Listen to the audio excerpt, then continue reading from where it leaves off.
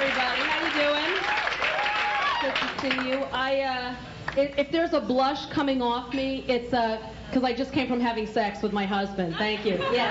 No, we're thank you. We're trying to have a baby. So every month I pee on the stick to see if I'm pregnant or if I've just had a little too much Mexican that week. And every time I do that, I can never get over the fact that you can find out something that profound by whizzing on a stick. And I would love to be able to find out other information by whizzing on a stick. Like, is alternate side of the street parking suspended?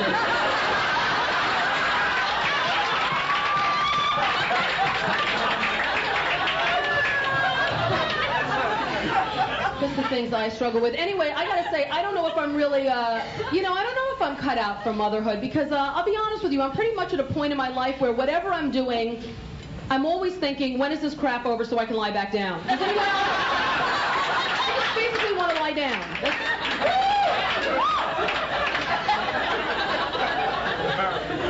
I have a question for you. How long do you have to be up once you've awoken for your day before lying back down? Is an acceptable nap and not clearly giving up?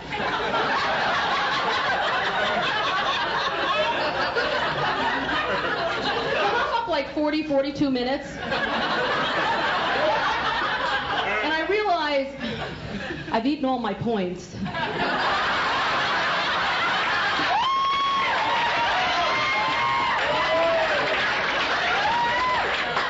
gonna have to lie back down. So I gained some weight from all this lying down, and I've decided now, I really want to try to take the weight off, so I had to pick an exercise, and I picked swimming, because you can lie down. And,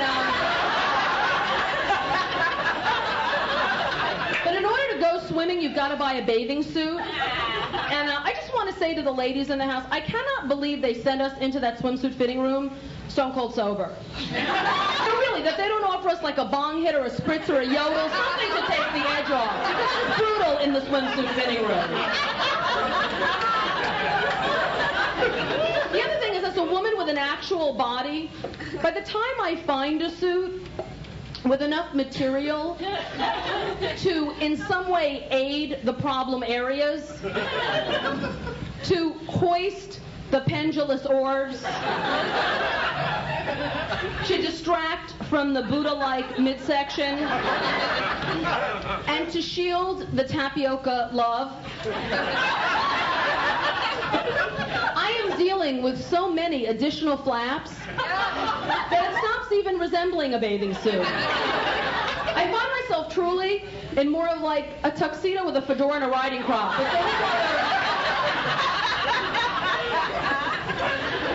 So I took in like 10 or 11 suits, I ripped a couple, whatever. One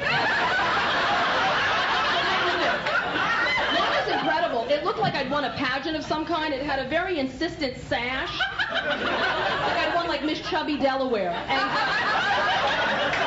then a very aggressive pleated like gladiator type skirt. And then like a huge gold crime fighting emblem. Like a Wonder Woman costume. I look like Wonder Woman after a binge. So I'm in there, and I'm just getting more and more depressed. And the lights are very punishing, judgmental. It's almost like the lights in the swimsuit fitting room are angry at your flesh. And when you catch a glimpse of yourself that you didn't see coming? There was a mirror, like right here, and I had fallen into the wall. And I turned and I called. Oh my God! I thought, what the hell happened here? Because from a certain angle, it looked like someone was hugging me.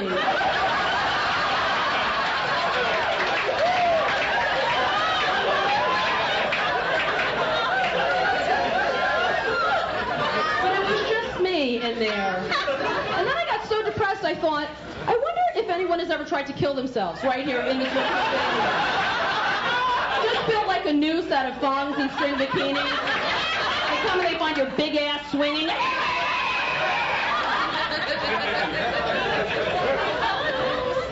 I went shopping with two friends of mine. My friend LaTanya, who's a big black gal, and my friend Judy, who's a little chubby white woman like myself. And I have to say, I think it's easier to be a big fat black gal than a big fat cracker. No, I do. I'll tell you why. LaTanya could weigh 10,000 pounds.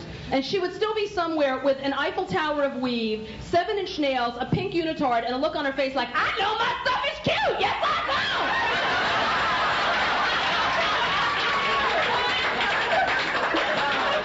I know my stuff is working! Yes, I do!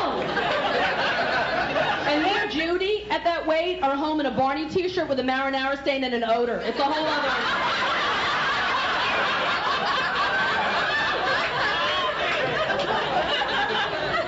My friend Judy's in a new relationship, so she's totally like bathing, like everything. And she's totally bathing.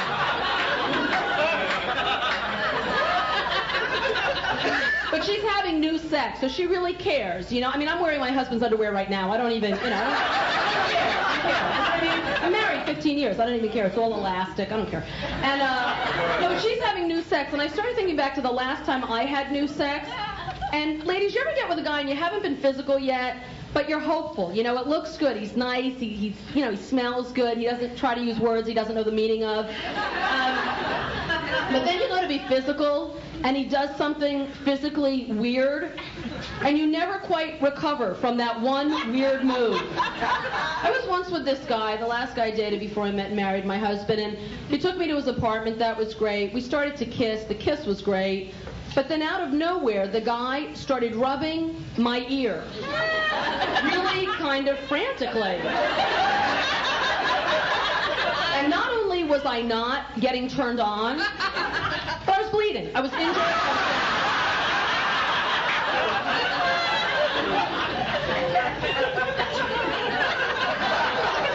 So I'm so grateful for my husband. There's none of that weird ear-rubbing stuff. And, you know, but I worry that I wear him out. And he'd never say anything. I'm married to, like, the most non-critical, gracious person I've ever met. But see if you think this is a clue that I wear him down. I mean, he'd never criticize me, but see what you think. For the last 15 years, at the end of every night in my house, my husband goes to bed a little before I do. I stay up in the living room thinking about myself. And...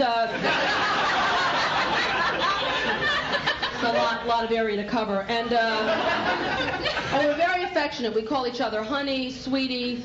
He calls me Mare for short. And for the last 15 years, the last exchange you hear every night in our home is me call out, "Good night, honey," and my husband screaming from the bedroom, "Nightmare!" You guys have been great. Thanks so much. Enjoy the rest of the show. Good night. Thank you. Thank you.